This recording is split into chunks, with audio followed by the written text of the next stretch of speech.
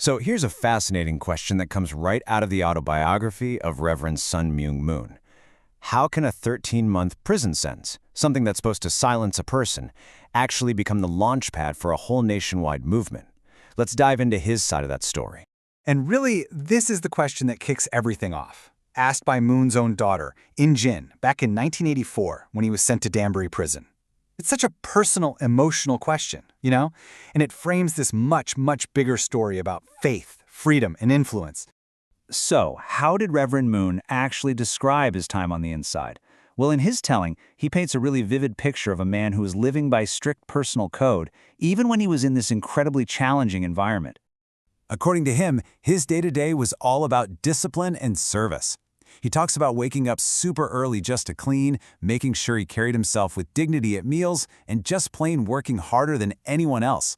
He writes that he was known as the guy who just worked without talking, and in his free time, he'd be reading the Bible and meditating. And here's an anecdote that really gives you a feel for the kind of environment he was in.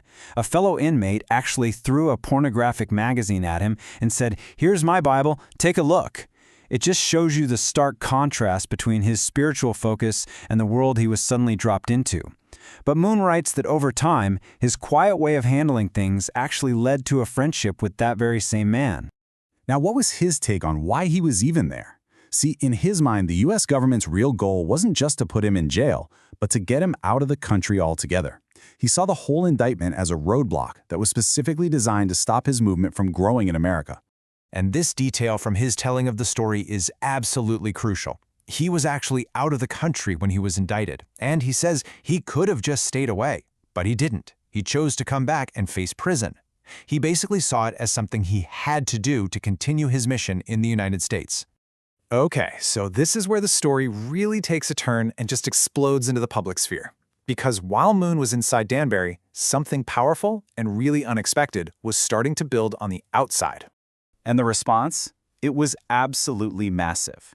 We're talking 7,000 clergy members from all sorts of denominations. They accused the government of violating religious freedom and really rallied to his side. They didn't just see it as an attack on one man, they saw it as a threat to every religious group. What's just so remarkable here is how incredibly diverse this coalition was. I mean, think about it. On one side, you've got major conservative figures like Reverend Jerry Falwell. And on the other, you have liberal civil rights icons like Dr. Joseph E. Lowery. This was an alliance that crossed pretty much every political and theological line you can imagine. And right in the middle of this whole public campaign was his daughter, In-jin. And get this, she was only 20 years old. She became this incredibly powerful voice, standing up in front of thousands of these religious leaders to share what her family was going through and what her father's message was. And her message was just so powerful. She told the huge crowd how her father had told her, "Don't cry for me. Don't be angry." Instead, he wanted her to channel all of that into making America a truly free country. It completely reframed his imprisonment. It wasn't a personal tragedy anymore, but a kind of sacrifice for the nation. So after 13 months, he's a free man. But here's the thing. As he tells it, this wasn't the end, not even close. It was the start of a new and even more powerful phase of his work. I mean, the second he got out, there was this huge reception waiting for him. 1,700 ministers and rabbis, the same coalition that had been fighting for his release, all gathered for this massive celebratory banquet in Washington, D.C. They were eager to hear directly from him. And he did not hold back. In his very first speech, he laid out this stark diagnosis of America's spiritual health.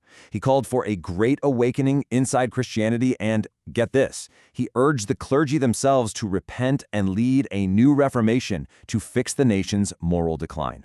And this really gets to the heart of his post-prison message, this powerful call for unity. He argued that all these divisions we have over doctrine, nationality, race, those are human things, not divine ones. He said God's love is bigger than all of that.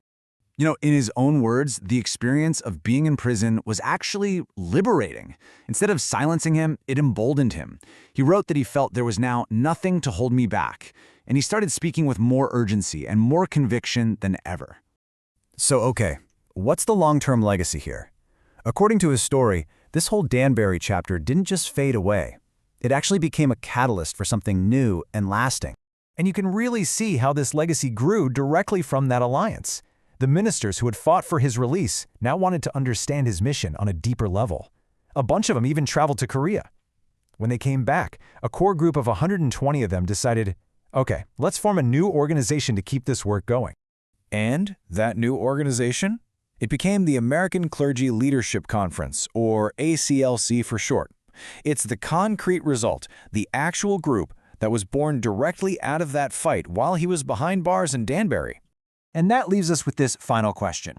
In the narrative that Reverend Moon presents, his time in prison was completely transformed from a punishment into a powerful platform.